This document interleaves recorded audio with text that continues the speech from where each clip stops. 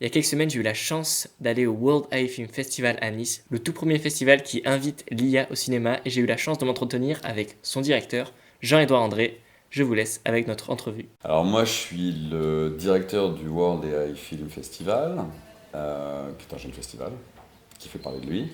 Et j'ai un background dans le cinéma, la télé, puisque j'étais en fait un monsieur cinéma pendant très longtemps et j'étais justement un découvreur de talent. Voilà, donc entre cinéma, tech, et me voilà. En fait, c'est venu d'un sujet qui était un sujet. C'est le festival du temps qui presse, en fait, Mhm. le World AI Film Festival, parce que euh, aujourd'hui, il y a un débat de société qui est mal conçu, à mon avis. Ouais, Euh, sur l'agora médiatique, en général, c'est des déclinistes ouais, qui prennent la parole, avec le fameux théorème du grand remplacement. ouais, ouais. C'est un peu je comprends, Mhm. voilà, je l'absous pas, mais je peux comprendre. Par contre, c'était très urgent de construire un point de vue opposé ou un point de vue Mhm. contradictoire, Ouais. qui, à mon avis, sinon je ne le défendrais pas, un bon point de vue, qui est de dire que globalement aujourd'hui, l'IA rajoute une couche au millefeuille, que l'IA ne remplacera pas le live action, que l'IA permettra effectivement à des jeunes garçons et des jeunes filles de se révéler plus facilement, Mhm. parce que bon sang, ils n'auront pas 50 cas à lever Ouais, ou 100 ouais, cas à ouais. lever pour faire leur court métrage.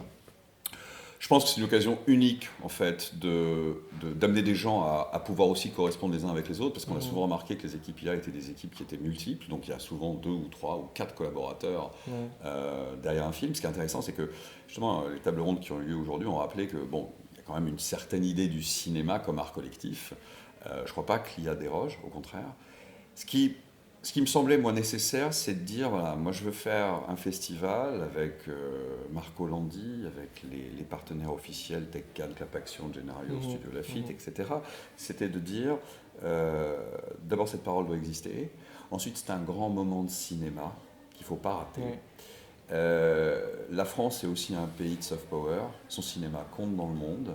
Ce serait dommage que globalement, ce cinéma-là ne construise pas aussi un virage, qui est décidément un virage mondial. Mhm. Donc, c'est aussi un militantisme. Enfin, j'ai pas Mhm. une approche stricto sensu Oui, oui. française, mais moi, ce qui m'intéresse, c'est quand même que on arrive, nous, Européens, effectivement, à distinguer une surcouche de valeurs qui nous amène effectivement très rapidement à travailler les uns avec les autres en Mhm. bonne intelligence et à construire effectivement des modèles qui sont des modèles, encore une fois, j'allais dire de concurrence avec certains pays asiatiques Ouais. et l'Amérique du Nord. Donc, pour moi, c'est une question essentielle. L'IA amène sans doute avec elle un renfort sur le VFX, va amener sans doute Mhm. avec elle effectivement un retour ou un renfort du film de genre, notamment en langue française. Il faut savoir que la France est quand même un pays assez pauvre en VFX, c'est un pays assez pauvre Ouais. aussi en film de genre. Mhm. Pour moi, c'est tout à fait intéressant, c'est prometteur aussi sur le documentaire. Et là, il y a un axe cognitif qui est absolument énorme, parce que si en fait on te propose aujourd'hui de regarder un documentaire sur le Rome de Néron, tu vas me dire, ah ouais, Néron, bah, j'aimerais bien voir le Domus Aurea. Et tu te dis, et moi je te dis, bah attends, le Domus Aurea, en fait, il a brûlé, je te le rappelle, donc on le voit pas, on sait pas, etc. Bah là, une IA, si tu veux, te Mhm. remet en place Ouais, c'est clair. complètement le Domus Aurea. Voilà. Mhm. Donc tu pourrais même te passionner pour la Mhm. civilisation étrusque. Ah ouais. C'est pas évident. Mhm. Hein, Mais voilà, non. ouais, donc, voilà. Donc ce que je veux dire, c'est qu'en fait, il y a un rôle où il y a une puissance cognitive. Il y a un truc qui permet effectivement, notamment aux documentaires, à mon avis, de s'épanouir Ouais. dans des formes qui vont être Mhm. plurielles. C'est un véritable enjeu parce que sur les streamers en général, Netflix et Co, on ne le dit pas, mais à peu près 40% du Ouais. contenu streamé, c'est du doc. Ouais.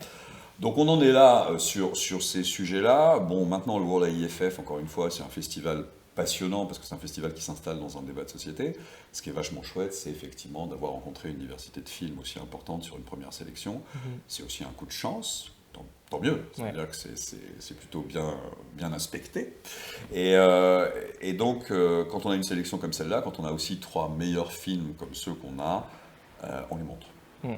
Et Ouais. j'ai envie de dire, ça va se savoir. Enfin, j'espère. Alors, je réponds à la Ouais. première question positivement. Oui, on fera une deuxième édition. Ouais.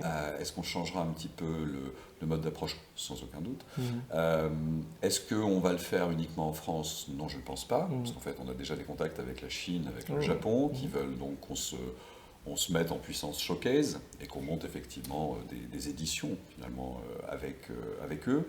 Parce qu'en fait, il n'y a pas que la France qui en est là, hein. Je veux dire, le Japon est très intéressé, par exemple, par cette mise en dialogue des nouvelles technologies et du cinéma.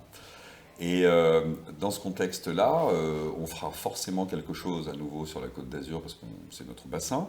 On est là parce qu'en fait, ici, l'ADN industriel, historique du territoire, c'est le cinéma. C'est l'une des plus belles lumières au monde, hein. Voilà. Et donc, les studios de la Victorine qui sont implantés ici ont plus de 100 ans. C'est les plus anciens studios de cinéma après Babelsberg.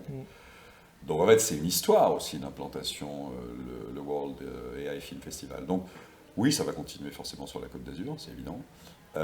Et ça va, à mon avis, connaître d'autres déclinaisons dans d'autres contextes, dans d'autres festivals dans le monde, à mon avis. En tout cas, on en est là, mais les départs sont prometteurs.